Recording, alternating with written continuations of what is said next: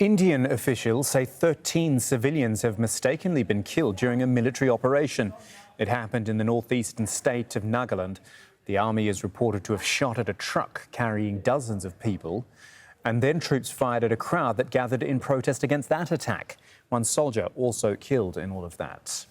With us now from the Mon district in Nagaland is journalist Mano Wangnao. Thank you so much for your time. Is the army giving any explanation as to how this happened? Because it is a huge, huge error.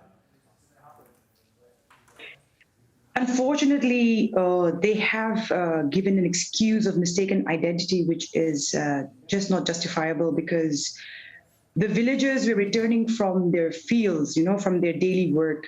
And I don't think it is very difficult to be able to differentiate between normal villagers coming back from farms, in comparison to militants who are probably armed at most instances.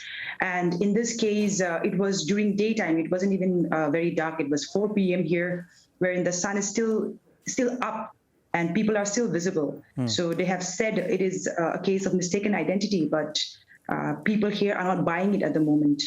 I'll bet they're not.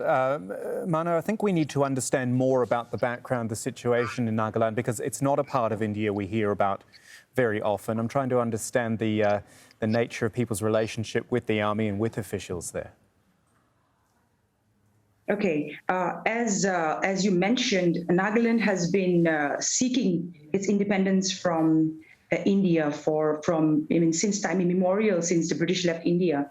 And with years and years of suppression of the Naga movement, we have now come to a point after decades of struggle that it is probably safer to integrate with India, since we've been suppressed for a very long time. However, once in a while, we have incidences like this, which is the result of AFSPA. I don't know if many people are aware of it, but parts of India, like in the northeast, where we have militancy or we have this kind of uprisings, and Jammu and Kashmir have there is a certain special act called the AFSPA, that is the Armed Powers Special Forces Act, that has been there in states like this for the longest time, and this gives the security forces, the full.